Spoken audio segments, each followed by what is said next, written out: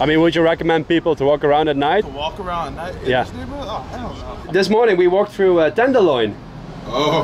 What's going on there? Tenderloin is a neighborhood in downtown San Francisco, with among the city's highest levels of homelessness and crime. Many locals told me to avoid this neighborhood, if possible, because it's not the safest place, which ironically triggered my curiosity. Tell me not to do something, then I want to do it. I realized that this city has different layers. Behind the beauty, something is wrong, and it was more than common to see people lying on the street in random places. The smell of urine on every corner and screams from mentally ill people. So Tenderloin's always been that is hippie much more than Haight and Asbury. That's where the real hippies came from originally. They're cheap. They're trying to use the hippie philosophy to their own benefit, but they're not. The homeless today they're a collection of people from here and from other parts of the United States that come here because they know they can buy drugs cheap, easy, no cops hassling them. That's the Tenderloins. It's a junky capital of the United States other than New York. But downtown Tenderloin is the center of this dark layer. And more surprisingly, it is next to Union Square, the shopping center where most hotels are located. It isn't difficult to accidentally walk into Tenderloin without noticing. Hoezo? Choco? Choco? Well, I don't know. I really have no idea what's gonna happen. So.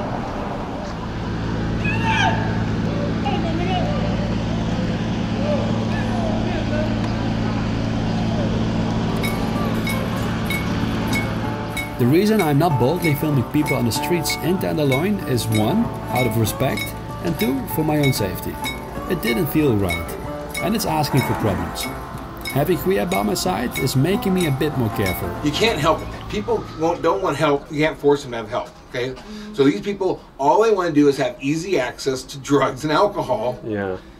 And then have some place to be able to stay where they give them their damn tents. Yeah.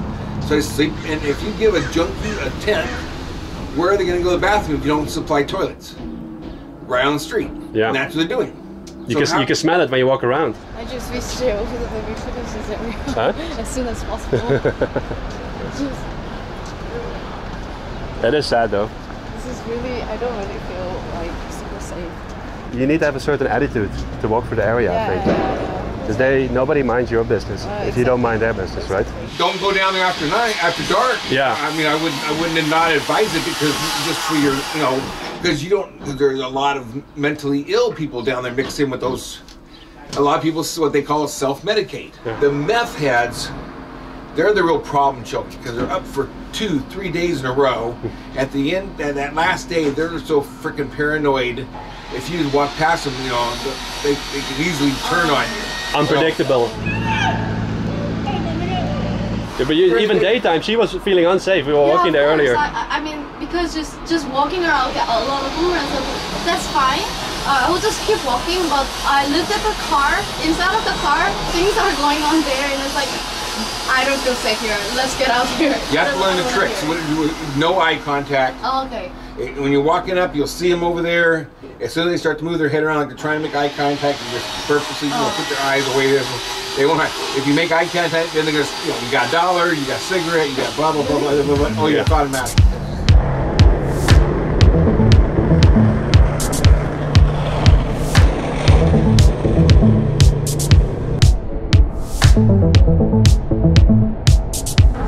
Look at those murals, they're fucking cool.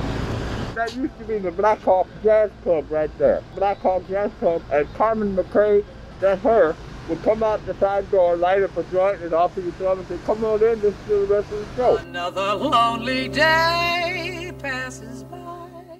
That's beautiful. Oh, beautiful. So you live in the neighborhood here? I live down the street there. So how is life these days?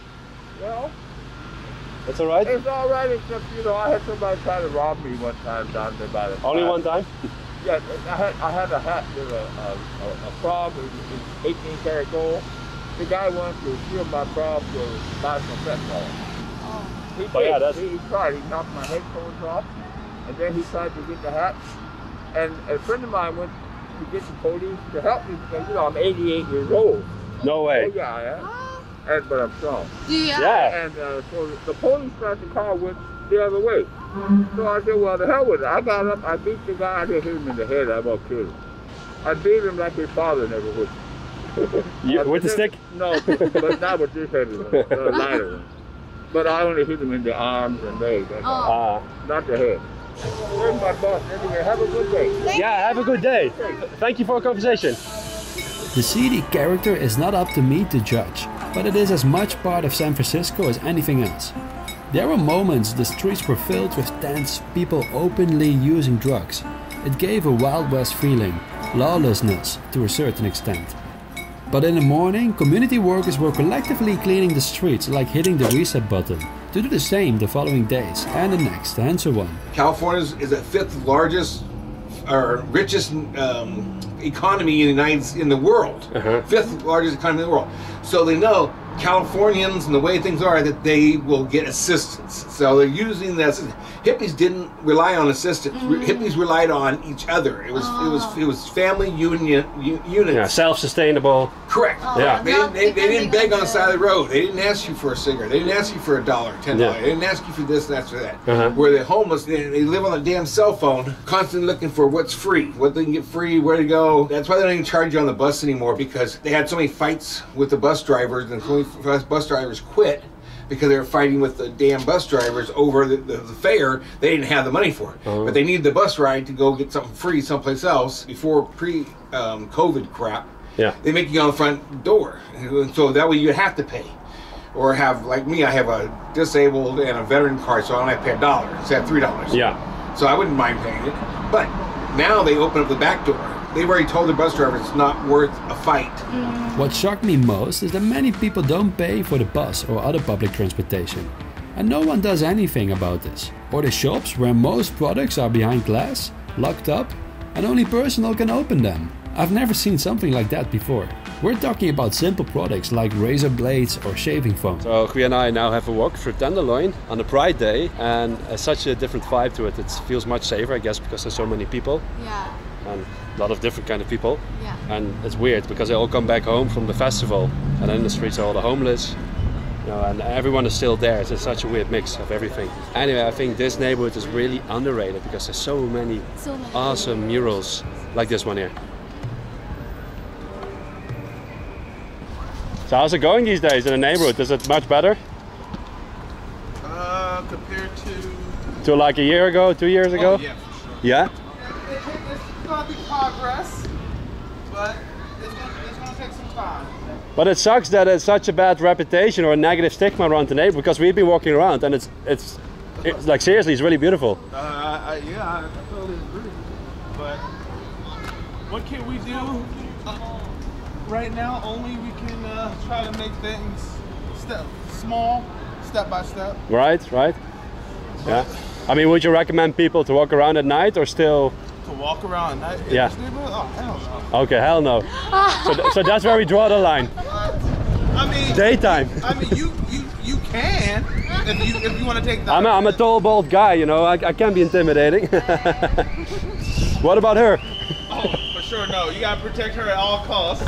I will. Don't touch my lady. You gotta protect her at all costs. You gotta let her go out at night. Oh, okay. That's a good tip. All right, hey, have a good one. Yeah. This building is so cool too. Is that an audio feed or is that a camera? This one? Camera. Sony 4K. It's like an action cam, like a GoPro. Gotcha. I just got the glasses that do that. Because I feel like the other day there was a woman, I was down the street. Yeah. And she caught on fire. What? Yeah, she was smoking crack inside. Yeah. And she looked like she had napalm. She was running. And my first impulse was to grab my camera. And I, just for a split second, I put her with the fire out. Yeah. But I was like, no more. So like now I use the camera. Look at the flash. Wait, you mind if I film it? Yeah, hold on a second. Wait, I'll do it first. Yeah, go ahead and film it. Okay, because that's cool. I just started experimenting with it. Yeah. So, but you know how you have like your Google Assistant? This uses like Facebook.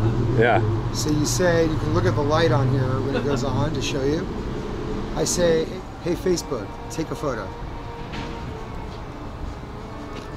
Do you see the light when I did that? Yeah, okay, I did. Then I can go, hey Facebook, take a video.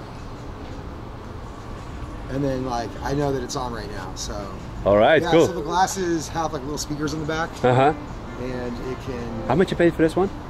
I don't know, just like, you know, you can get them for I think like $239. And there's an area where that's going to peak, which is the gay district. It's called the Castro. Yeah. But there's also like really bitchin' art all around the city. Like you're right now within like a mile of you is about $1 billion worth of art. I love the murals everywhere. I keep seeing like this, right? I keep seeing new stuff. Despite all the sadness and troubled minds, the murals got my eyes. What a shame that the regular tourists may not see this for safety reasons. The murals are impressive and not done by small artists. We are talking about